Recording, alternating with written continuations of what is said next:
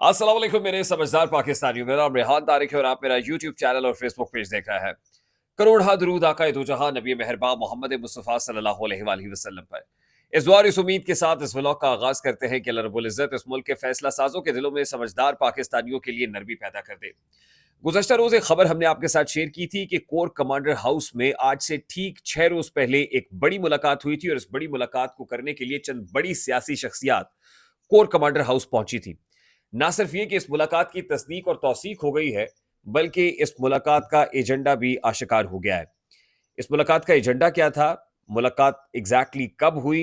इस मुलाकात में किसने किसको मदऊ किया था? तमाम तर तफसीलात आज के इस व्लॉग का हिस्सा होंगी, लेकिन उससे पहले ये जो अय्याम चल रहे हैं, ये ख़त किताबत के अय्याम हैं। सबसे पहले इस्लामाबाद हाई कोर्ट के 6 जजेस की जानिब से सुप्रीम जुडिशल काउंसिल और सुप्रीम कोर्ट ऑफ पाकिस्तान के जजेस को खत लिखे गए।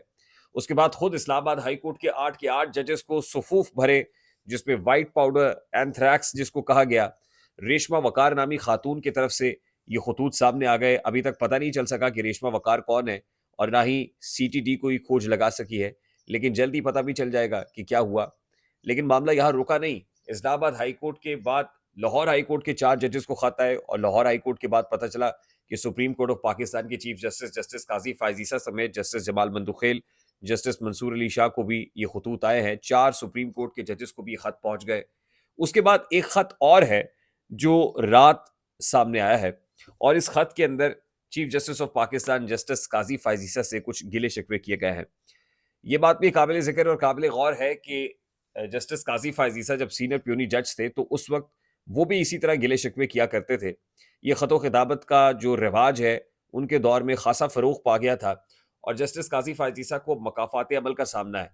यानी जिस तरह से वो खतूत लिख कर पब्लिक डोमेन में जारी कर दिया करते थे, आज जो उनके कुछ ब्रदर जजेस हैं वो भी खतूत लिख रहे हैं। जस्टिस काजी फायजीसा को जो ख़त आया है वो chief justice Peshawar high court Shamim Khan साहब की तरफ से लिखा गया खत है, और उसमें उन्होंने शिकवा किया है कि उनको कंसिडर क्यों नहीं किया गया सुप्रीम कोर्ट ऑफ पाकिस्तान में एलिवेशन के लिए, सुप्रीम कोर्ट ऑफ पाकिस्तान का जज बनाने के लिए, एक ऐसे मौके पर जब सुप्रीम कोर्ट के अंदर 4 नशिस्तें खाली हैं।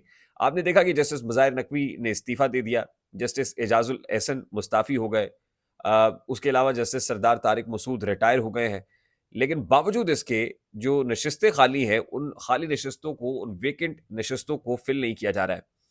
बावजूद इसके कि chief justice of Pakistan justice काजी फायजीसा अपने दौर में खत लिख चुके हैं अपने सीनियर्स को, और ये बता चुके हैं, बावर करा चुके हैं कि ये नशिस्तें खाली हैं, इन नशिस्तों को फौरी तौर पर वेकेंट पोस्ट को फिल किया जाए।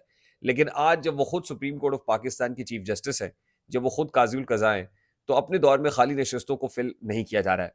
अब जस्टिस शमीम खान साहब की तरफ से जो खत लिखा गया है, मैं आपको बता दूं कि उसमें सुप्रीम कोर्ट में जजेस की तैनाती में फेवरेटिज्म और खैबर पख्तूनख्वा के साथ इम्तियाजी सलूक का शिकवा किया गया है, और ये कहा है कि जब 4 असामियां खाली थी तो आपने सिर्फ एक तैनाती अपने सूबे से जस्टिस नईम अफगान की क्यों की? आपने देखा ना कि chief justice Balochistan high court recently justice Naeem Afghan साहब वो सुप्रीम कोर्ट ऑफ पाकिस्तान में बतौर जज सुप्रीम कोर्ट एलिवेट हुए हैं, और इस पर जस्टिस शमीम खान साहब ये शिकवा कर रहे हैं कि भाई आपने अपने सूबे से एक जज को, बावजूद इसके कि 4 असामियां खाली थी, आपने उनको ले लिया और मुझे कंसिडर तक नहीं किया।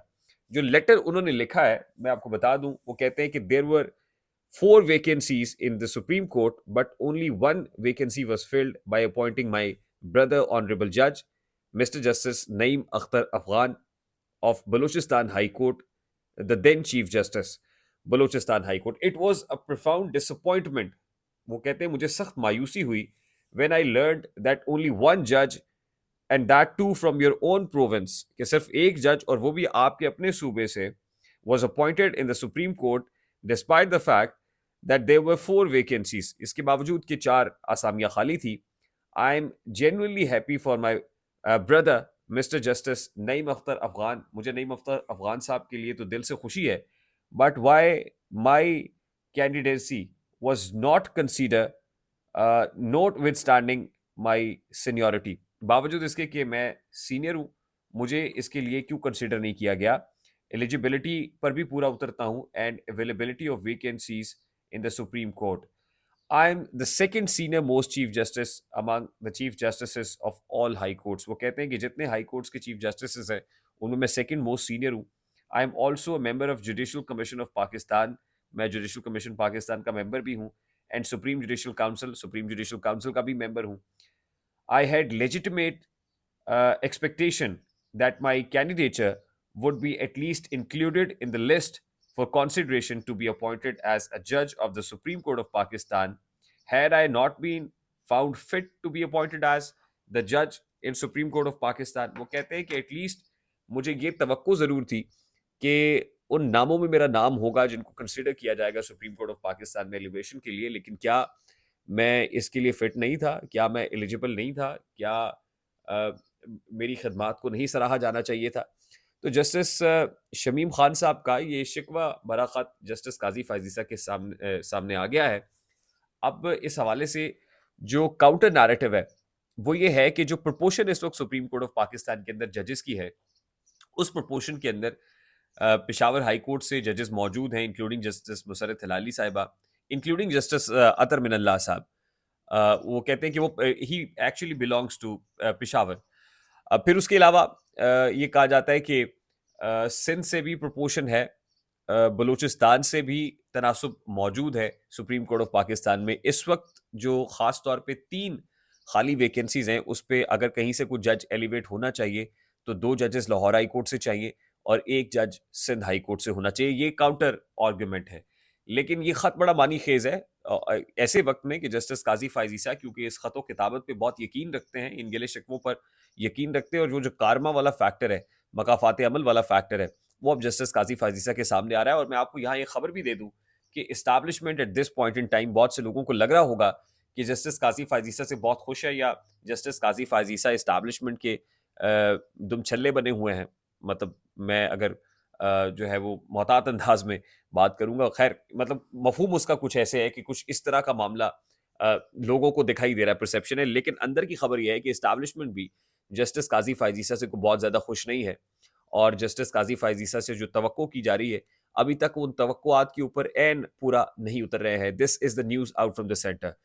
दूसरी इंपॉर्टेंट चीज़ ये है कि chief of the army staff general Asim Munir की गुज़श्ता रात आसिफ अली जरदारी साहब से मुलाकात हुई और उस मुलाकात से मुताल्लिक मैंने सैर हासिल गुफ्तगू की थी कि इस मुलाकात में निशानियां हैं समझदार लोगों के लिए, और आप तो वैसे भी समझदार पाकिस्तानी हैं और मामलात को बखूबी समझते हैं. जो जनरल आसिम मुनीर साहब ने नवाज शरीफ के साथ इस उम्र में किया है, नवाज शरीफ साहब के लिए बहुत मुश्किल हो गया है इस सारे मामले को और दिल को संभाले हुए हैं. अब एक वीडियो भी खासी वायरल हुई है और वो कहते हैं ना कि सियासत का जनाजा है ज़रा धूम से निकले.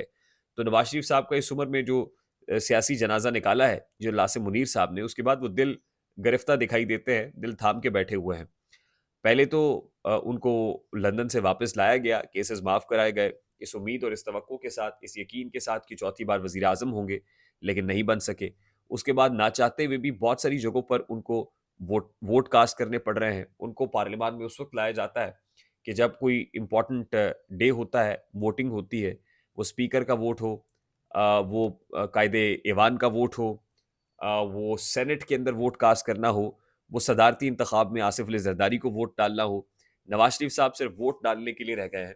और रिसेंटली हमने देखा कि 2 रोज़ पहले सेनेट का इलेक्शन था और सेनेट के इलेक्शन के अंदर भी नवाज शरीफ साहब पार्लियामान में वोट कास्ट करने के लिए पहुंचे और वहां पर एक शख्स को वोट कास्ट करते हुए बाकायदा तौर पर उन्होंने कह दिया कि मैं बाबरे मजबूरी with a very heavy heart आपको वोट कास्ट कर रहा हूं, मेरा दिल नहीं मानता है. राना महमूद उल हसन साहब जो सेनेट में जनरल नशस्त पर 224 वोट लेकर कामयाब हुए, वो पाकिस्तान मुस्लिम लीग नून छोड़ के साउदर्न पंजाब से इनका ताल्लुक है, पाकिस्तान पीपल्स पार्टी ज्वाइन कर गए. NA 150 से इन्होंने इलेक्शन कंटेस्ट किया. जैन कुरैशी इनके अपोनेंट थे मुल्तान से और उनको पाकिस्तान मुस्लिम लीग नून छुड़वा के जो पीपल्स पार्टी में शामिल कराया गया. इस पे नवाज शरीफ साहब खासे दिल गिरफ्तार दिखाई दिए और वीडियो के अंदर उन्होंने बाकायदा कह भी दिया कि I am casting this vote with a very heavy heart. मैं वोट कास्ट करना नहीं चाहता आपको, लेकिन करना पड़ रहा है. तो नवाज शरीफ साहब की इस उम्र में जो मजबूरियां हैं, ये मजबूरियां उनके पाँव की बेड़ियां बनी हुई हैं और चलना भी मुश्किल बनाया हुआ है. नवाज शरीफ साहब का सियासत के अंदर फलना फूलना तो महाल है ही. तीसरी इंपॉर्टेंट बात यह है कि गुज़श्ता रोज़ हमने आपको जो कोर कमांडर हाउस में होने वाली मुलाकात से मुतालिक बताया था, ये कोर कमांडर हाउस में होने वाली मुलाकात 6 रोज़ पहले हुई. लेफ्टिनेंट जनरल सरदार अजहर हयात हराज जो है, ये कोर कमांडर पेशावर हैं, इनके यहाँ ये मुलाकात हुई. माफ़ कीजिएगा.